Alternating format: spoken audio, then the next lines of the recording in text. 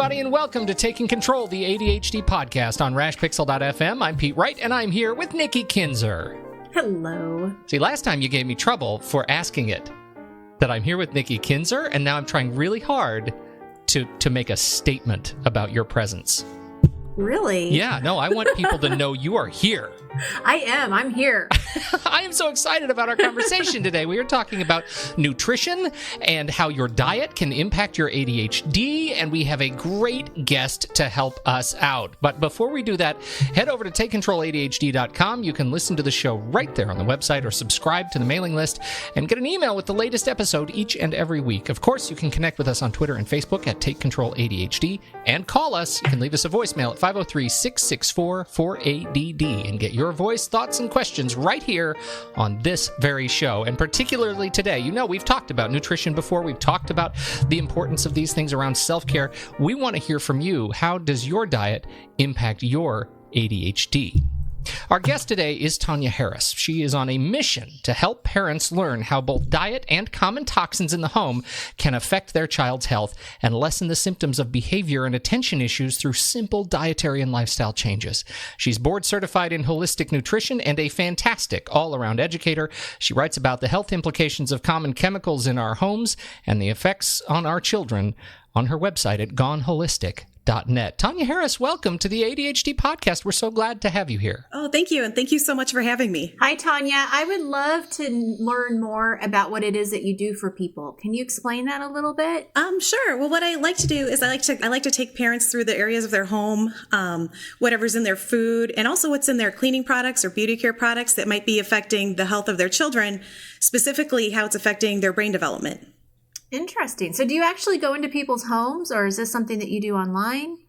I have gone into people's homes, but I do most of it online. It's amazing what you can do now by Skype. So yes. I actually do a lot that way.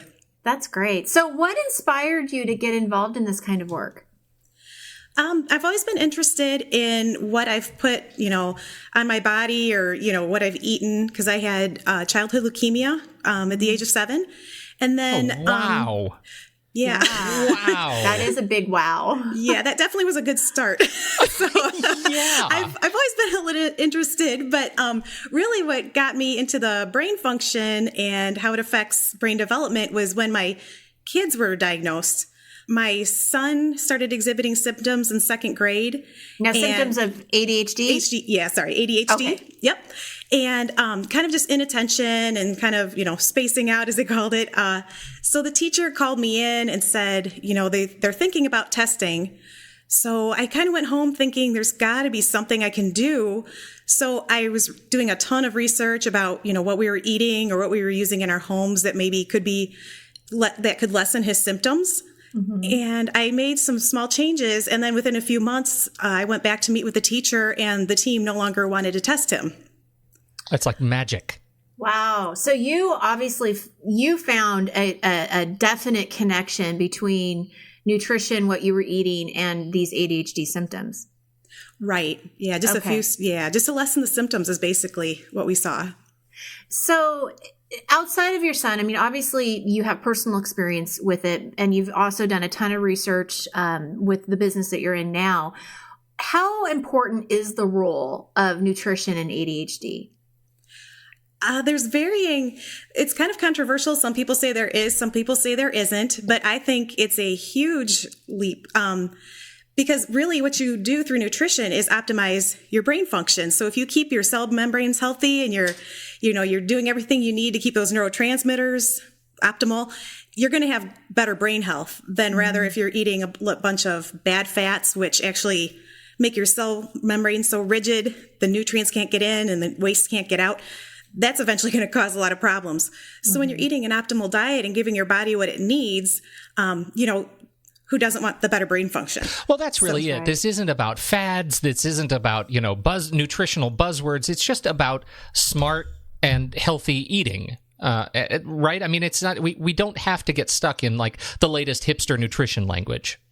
No, I don't believe so. And everybody's so individual anyway. I think basically, you eat healthy fats and there's certain things you should avoid. So really, not doing any of those fad diets. Mm-hmm. I don't recommend that. Mm-hmm. Well, you are actually going to be giving away a fantastic guide that we're going to have in our show notes about getting started. You have a lot of information about different supplements and things to avoid and things to look for. And, I think it'd be a great place to start to kind of figure out, like, where do people begin this journey of living a healthy lifestyle? What kind of advice would you give to somebody? Sure. Well, first of all, one of the bigger things that they've found that especially children react to are food sensitivities through food colorings and artificial flavorings. So that's one of the things I would take out first is anything you see that's got like a red number 40 or a yellow number 5. I would take those out of the diet right away, as well as I would also take out MSG. MSG is an excitotoxin. That's something that a lot of people just have reactions to anyway. And they've found that can actually, an author of Excitotoxins, The Taste That Kills, he actually says that he believes that ingesting that over time can lead to learning disabilities and neurological problems such as ADHD.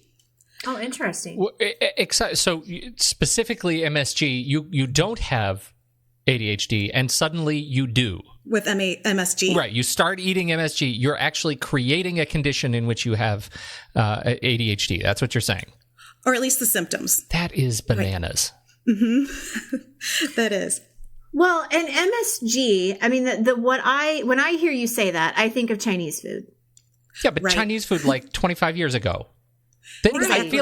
I feel like the Chinese restaurants have figured it out. Why haven't the rest of everybody? What is MSG? Like, I know that's probably a big question, but like, what is it? Like, I don't understand it. Oh, sure. It's actually the number one most used food enhancer or food flavor enhancer in the world that's used. And it's hidden in a lot of foods. So it's in salad dressings, it's in crackers, cookies, chips. There's so many things it's in. And the thing is there's over 40 different ingredients that contain MSG. So if you don't see monosodium glutamate listed on the label, that doesn't necessarily mean it doesn't have MSG. It could have something like autolyzed yeast extract, which does contain MSG. So therefore that product does contain it. Even if the product is claiming that they don't directly contain MSG, you still have to be careful about it. Right. And that's kind of common on soup cans. Some soups are labeled MSG free. And then on the back, when you turn it over, you'll see like autolyzed yeast extract written there, which does contain the MSG. That's crazy. Now, on your handout, do you have the other names for that? Is that something that you have available? I do. I have a link to a great table, and it lists all of the ingredients. Yes. Because that's the thing that I think is so frustrating, or at least a little intimidating, is that you want to read labels, right? I mean, at least I do. I mean, I want to go to the grocery store and be educated and read these labels. And like when you were talking about the food coloring, I can spot that because they make it pretty clear, you know. But yeah, the MSG, even the sugar is really complicated to kind of weed out. I think you're exactly right, Nikki, because it's, the food coloring is a really easy one because generally the food is going to be a different color. And for me, if it's a different color, that's a trigger. But something like MSG is really insidious because you can't always tell, I can't see an enhanced flavor. Right. And if you look for something even like in natural flavoring, it's also contained in there. So there's lots of ways for them to get around it. So when you're trying to avoid these things, I mean, what would be a good diet? I mean, I've heard of like clean eating where you kind of just stick with fruits and vegetables and proteins and stay away from processed foods. I mean, is that what you would say? Like, how do you avoid these things? Sure. Well, there's things I would recommend to add to the diet if that helps. Definitely clean eating, but one of the main things people don't get enough of is protein, and surprisingly that has a lot to do with brain health. For one thing, if you don't have enough protein, you don't have enough amino acids to make those neurotransmitters, so the cells in your brain can't communicate like they're supposed to, so that affects memory, so working memory, even behavior. And then, of course, inattention. Well, and when you were talking about working memory, I'm just thinking executive functions, right? So you probably have all these things, getting started, following through, time management, organizing. All of those things are probably affected. Exactly. And that's, just to get enough high quality protein in your diet. And following that, also blood sugar dysregulation is a big issue. So blood sugar issues the brain uses glucose for its number one fuel. So if you have no glucose going in, or all of a sudden a big flood, that can affect your brain too. And it even affects aggressive behavior. And again, memory and inattention. Glucose is sugar, right? Correct. Yep. So there's got to be a balance then, is what you're saying, between cutting out sugar, but how does that work? Sure. Well, one of the ways is protein. So what's interesting is that putting a protein with a carbohydrate for a snack, such as an apple with peanut butter or almond butter, is actually what I would recommend. It gives you the carbohydrate you need for that sugar, but it also gives you that protein. And what that does is it balances out your blood sugars. It keeps it steady longer, and it also fills you up for longer, so you don't get those blood sugar crashes. So are you under the kind of the philosophy, is it better to kind of have smaller meals throughout the day that have, each meal has a little bit of protein, or how do you do that within your diet? I do, when people have a blood sugar issue, I do recommend having at least a snack every 2 to 3 hours. Mm-hmm. And again, combining that carbohydrate with that protein. Pete had mentioned before about kind of fad diets or kind of buzzwords. And I know that in the last, year or so, probably longer than that, because these things have been around forever. It's just like they seem to be out now with more publicity. But the GMO, kind of craze that people are talking about, and organic versus non-organic. I'm just curious to know from your standpoint, what exactly is a GMO, and why do we have to stay away from them? Well, a GMO is a genetically modified organism. So they have done something to that food, such as adding a protein from one food to another. Mm-hmm. There's so much varying research, and that's probably a whole nother topic. But okay. I'm opening up a big can of worms, is what you're saying. I can sum it up really quick. Just in the fact that I summarize this in 1 minute, please. Okay, sure. Let's see if we can just end the debate altogether. That's right. Well, I'll just use my favorite quote that I love from Robin O'Brien, where she says, "Are we allergic to our food or what's been done to it?" Mm-hmm. So, there's definitely a lot of research that shows that it does affect gut health. And when we affect our gut health, we do affect our brain health because it's connected. Yeah, right. So avoiding those as much as possible is definitely a good idea, I believe. And organic too. There's varying studies on that, but there's been more studies to show that those plants and that produce actually has more vitamins and minerals and whatever, they're more optimized for that. So if you're buying organic. Yep, they have higher vitamin and mineral content. So the more that you eat of the organic, you give your body more time to detox and heal. Whereas if you keep taking in the other stuff. Well, and I found too with my own research that organic is expensive. There's no doubt about it. And, but there are ways to do it on a budget. There are, things that you want to buy organic if you can. And then there's things that are okay if they're conventional. And I think that helps. And I actually am going to, in the blog this week, I'm going to have a list of those things for people to see too, of if you're on a budget, how, this can work for you. And buying things in season too, right? I mean, I think that makes a huge difference. Exactly. Yeah. If you do buy things that are seasonal or even locally grown, that'll save money too. That's where I think we're really blessed here in Oregon. And I know there are a number of these sort of coastal states that have a rich farm to table culture, where you really can be sure, go to your CSA and get your own, get your food, see where it's grown by a local farmer. And I know we've been taking advantage of that for a number of years. It's really changed the dynamic of our table. But I sometimes, I think about what is it like if you live in a place that doesn't have these options? How much harder is it to plan your meal every week and make the kind of decisions that you need to make? Can you reflect a little bit on that? Absolutely, because I live in Illinois, so I definitely know. But I do. There's a lot of great resources online that I would recommend looking up to see what's seasonal and what's local. And, you can save money that way. But you can also Google, and I do this quite often. I can't name my favorite website right off the bat, but if you Google what's to cook locally or seasonally with some of the vegetables, you can pull up a lot of information. That's a great idea. And then that kind of, and they probably have recipes and different things too that kind of expand from that, I would assume. Yeah, and the local CSA is also, that's a great idea because we do that here also. So then you're getting what's in season. Mm-hmm, mm-hmm. It does definitely save over the long run. So I have a question for you about if you're introducing this kind of lifestyle or this healthy eating plan to your family for the first time, and I have a little bit of experience with this myself. Just in the last couple of years, we really kind of tried to switch some of the things that we were eating, getting away from processed food, eating more, like I was cooking more, so we were eating out less, which was a big deal. And, that transition is hard for kids. And I'm just curious if you have any suggestions for parents who, really want to implement these things, but, you've got your son or daughter who's wanting macaroni and cheese, or chicken nuggets. It's like, how do you get them out of that, if that makes sense?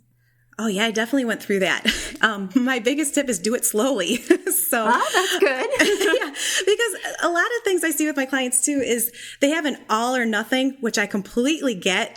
It gets so overwhelming. They're like, oh, this is so expensive, I'm done. Or and you hit a really key point of a characteristic in ADHD. Is, it is a lot of times people will have an all or nothing mentality. I'm glad you bring that up because, I think that happens. So you're saying don't give up. Right. Yeah. Because just know that every small change you make is something that you didn't have before and you're doing the best you can. So I would definitely, there's so many good brands out on the market right now. So a lot of it just has to do with switching brands. So there's some brands that have macaroni and cheese, but they don't have the artificial colorings in them. So those are a safer bet. And then, same thing with the chicken nuggets. I'm not a fan of, so I won't go there. But even hot dogs. I have a daughter who loves hot dogs, and I am very against hot dogs. But I will occasionally indulge, and we'll do like an Applegate Farms without the nitrates and the nitrites. Right. Yes. So it's a lot of brand switching. But again, if you're going from a pretty much processed diet to more of a whole foods, definitely do it slowly. And, I would recommend starting out with the top, 2 or 3 things that you see in your refrigerator that are the most processed, and research brands that they can substitute with. So you're just doing a little at a time. That's a great idea. Well, and we sort of have implemented this 80-20 rule where, if 80% of the time we can do a good job, then I feel really good about it. If 20% of the time I look the other way, then I'm okay with that too. I mean, absolutely. I'm okay with that too. Yeah, especially because when you're looking at, when they go to other people's houses, I mean, even family members, not even friends, but you can go to your, family member's house and they may not eat exactly the way that you do. And so they've got, children have to somewhat be flexible with that too. One of the things I noticed though, is that when you educate them and you really kind of tell them why you're doing this, like why we're switching from this brand or we're not buying this kind of cracker anymore, it is interesting how they may be kind of resisting it at first, but then it's almost like something clicks for them and they're like, oh, I really don't want to eat that. That does have a lot of ingredients that I don't understand. It does. Yeah, and I have a story about that with my son that's not even ADHD related, but one time he grabbed a popsicle that had been outside and I looked at him and I said, that has yellow number 5 in there, right? Do you remember what we talked about with that? And I said, that's going to make that could exacerbate your asthma symptoms. I didn't use that word. Yeah. My 8-year-old at the time, but that can make your symptoms worse. And he looked at it and he got up and he threw the popsicle in the garbage. And he's like, yeah, I don't want to have problems later when I'm playing outside. So I was like, wow, there really is something to this. They really do want to feel better. Yeah, that's really powerful. Once you're able to make a connection between the stuff you put in your body and the way it poisons you specifically, so that you can make those choices, I think that's one of the biggest challenges is we don't often make a connection between the stuff we put in our body and how we feel because it sometimes is, offset by a few hours or a day. I don't know if how I'm going to feel when I eat, these chips because I eat them every day, and maybe I misattribute this experience to having a cold or the flu or something like that, or just being restless. I think it's really important to be able to make that specific connection to how the food interacts with you. And it's a great point because it could be slowly. And I always think about that story about the frog in the boiling water. Sure, yeah. I don't know what that story is. What's the story with the frog in the boiling water? How do you not know the story with the frog? Where have you been? Why is a frog in boiling water? That's what the frog says. Exactly.